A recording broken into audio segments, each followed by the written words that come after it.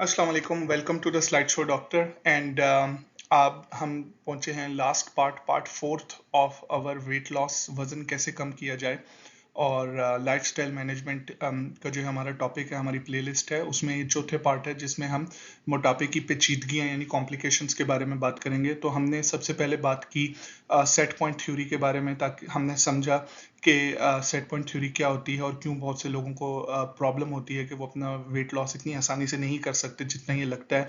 फिर हमने डिस्कस किए कुछ वजूहात जो कि प्रॉब्लम बन सकती हैं वेट लॉस करने में, क्योंकि आप समझ रहे हो कि शायद आप में मोटापा है बल्कि वो किसी और वजह से हो। तो अगर हम उस वजह को देख लें, जैसे अगर कोई आप मेडिसिन ले रहे हैं या आपको कोई और प्रॉब्लम है, थायराइड का इशू है या कोई मेडिकल प्रॉब्लम है, तो उससे भी आपका वेट लॉस जो है उसमें हेल्प हो सकती है। फिर हमने डिस्कस की ट्रीटमेंट, जिसमें हमने मेन चीज़ जो है वो बिहेवियरल थेरेपी के बारे में बात की कि किस तरह हम अपने थेरेपी से, अपनी आदतों से वेट लॉस के ऊपर बात कर सकते हैं। आखिर में मैं ओबेसिटी, मोटापे के टॉपिक को ख़त्म करते हुए, क्योंकि हमारा जो मेन चैनल का मकसद है वो आगाही फराहम करना है, तो मैं ये बताना चाहूँगा कि मोटापा, ओबेसिटी जो होती है, उसको सोसाइटी में बहुत ज़्यादा एस्थेटिक्स के तौर पे लिया जाता है, यानी खूबसूरत दिखना, स्मार्ट दिखना, स्लिम दिखना और अच्छा लगने के लिए लिया जाता है। स्पेशली आजकल जो ये सोशल मीडिया का दौर है, तो बहुत से जो लोग हैं वो फिट नज़र आना चाहते हैं दूसरों को दिखाने के लिए। बट मेरा मेन जो मकसद इस स्लाइड को यहाँ पे ऐड करने का, इस कॉम्प्लिकेशन को, ये है कि ठीक है, वो आपको मकसद मिल रहा है और अगर आप उसके लिए अपनी ओबेसिटी लूज करते हैं, अपना मोटापा लूज करते हैं, so that's fine with me. But आपको ये समझना चाहिए कि मोटापे के हेल्थ पे बहुत से बुरे असरात हैं, तो हम उन असरात पर बात करेंगे। तो सबसे पहले जैसा कि हमने डिस्कस किया था कि वर्ल्ड हेल्थ ऑर्गेनाइजेशन की गाइड के मुताबिक जो लिस्ट है उसके मुताबिक पाकिस्तान में टॉप पे सबसे ज़्यादा जो डेथ्स हो रही हैं वो इस्कीमिक हार्ट डिजीज़ के थ्रू हो रही हैं। और मेरी वीडियो मौजूद है चैनल पे, और उसमें हमने ओबेसिटी को डिस्कस भी किया था। तो मोटापे से आपको दिल के अमराज यानी इस्कीमिक हार्ट डिजीज़ और हार्ट अटैक का खतरा होता है। सेकेंडली, हमने डायबिटीज़ की वीडियो में, आप मेरे चैनल पे मौजूद, अगर आपने देखी होगी प्लीज़ उसको देखें, पूरा देखें। उस वीडियो के बीच में आखिर में मैंने बहुत ज़बरदस्त प्रिवेंशन की कुछ बातें बताई हैं जो हर आम आदमी के लिए देखना बहुत ज़रूरी है। तो उस वीडियो में टाइप 2 डायबिटीज़ जो है उसके अंदर एक रिस्क फैक्टर जो था वो मोटापा था, खतरे का वामिल। तो हम इसमें ये डिस्कस कर रहे हैं कि मोटापा अगर किसी को हो तो उसमें वो एट रिस्क किन किन बीमारियों के लिए होता है। तो हार्ट डिजीज़ होगी, डायबिटीज़ हो गया। तीसरा जो है वो मेटाबॉलिक सिंड्रोम है।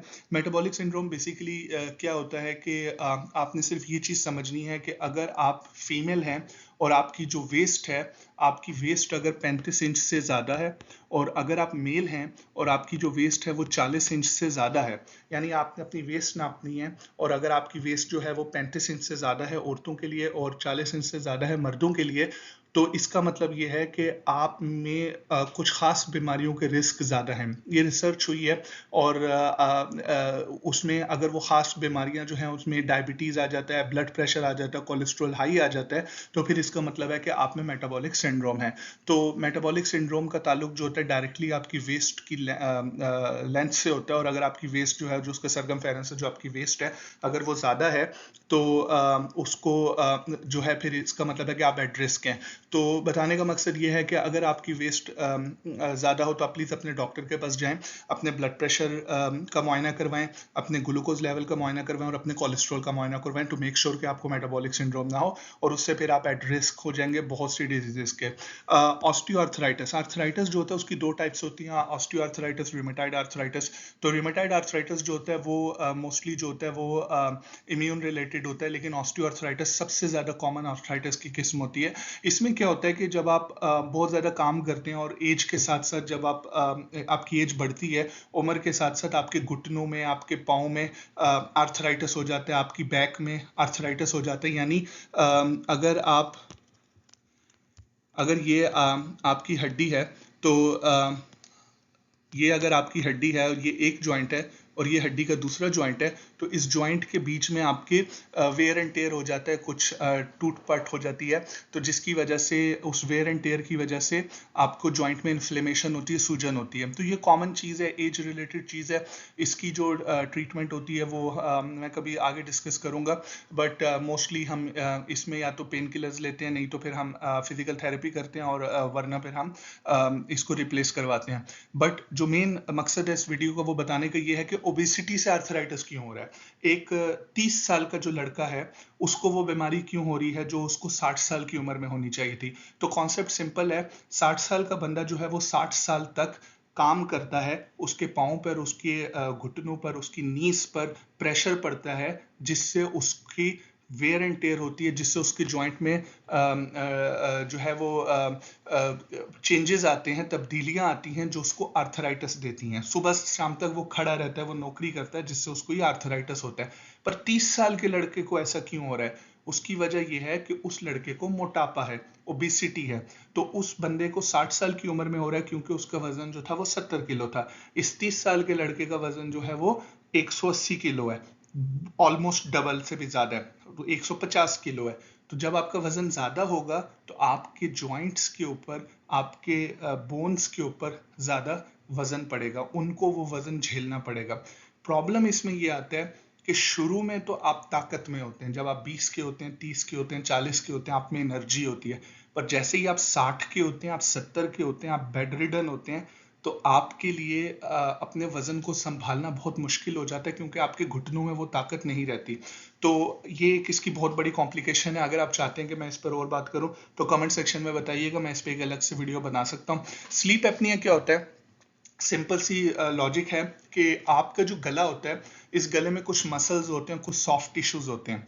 तो जब अगर आपकी जो गर्दन है, उसकी जो उसका जो सर्कमफेरेंस, उसका जो वो है, अगर वो 17 इंच से ज्यादा कॉलर साइज है, अगर आपका कॉलर साइज 17 इंच से ज्यादा है, तो होगा क्या कि इसका मतलब है यहाँ पे कुछ ऐसे फैट टिश्यूज हैं, जब आप रात में सो रहे होते हैं तो वो सोते वक्त पोजीशन की वजह से वो आपकी जो सांस की नाली होती है उसको दबा देते हैं।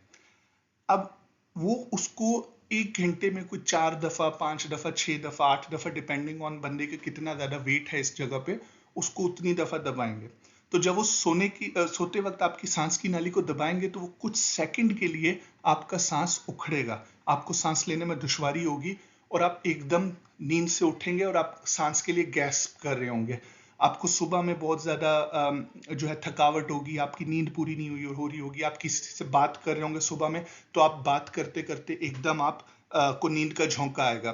तो अगर आपका कॉलर साइज जो है वो बड़ा हुआ है, अगर आपको बहुत ज्यादा रात में खराटे आते हैं, स्नोरिंग होती है, अगर आपको आपका जो पार्टनर है, आपका हस्बैंड या आपकी जो वाइफ है, वो बताते हैं कि भाई रात में सोते वक्त तुम सांस के लिए बहुत ज्यादा तड़प रहे होते हो, गैस्प कर रहे होते हो, और एकदम तुम उठ के बैठते हो, और मैं जब तुमसे बात करता हूँ या करती हूँ तो तुम रिप्लाई नहीं देते हो और फिर तुम वापस सो जाते हो, तो ये जो अलामतें हैं, ये स्लीप एपनिया की अलामतें हैं। इसके लिए एक टेस्ट होता है जिसमें वो स्लीप मेडिसिन डिपार्टमेंट में वो आपको आपके एक टेस्ट करेंगे मशीन लगा के, और वो फिर आपको एक मशीन देंगे, और वो मशीन मेक श्योर करती है कि जो आपके यहाँ पे टिश्यूज होते हैं, वो टिश्यूज आपकी जो सांस की नाली है उसको बंद ना करें।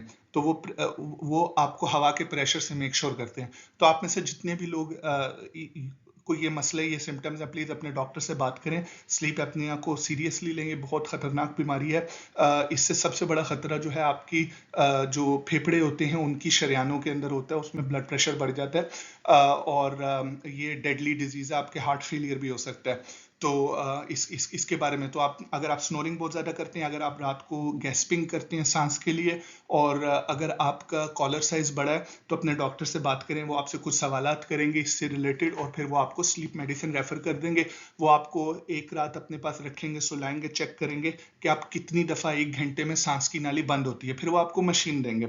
तो मशीन देने के बाद मोस्ट लाइकली जो लोग मशीन रेगुलरली यूज करते हैं, उस मशीन को सीपैप मशीन कहते हैं। तो जो सीपैप मशीन रेगुलरली यूज करते हैं वो लोग जो हैं वो बहुत हेल्दी लाइफस्टाइल गुजारते हैं, और वो बहुत बेहतर रहते हैं। उनका जो कार्बन डाइऑक्साइड लेवल है वो बाहर जाता रहता है, और उनका वो सुबह फ्रेश फील करते हैं।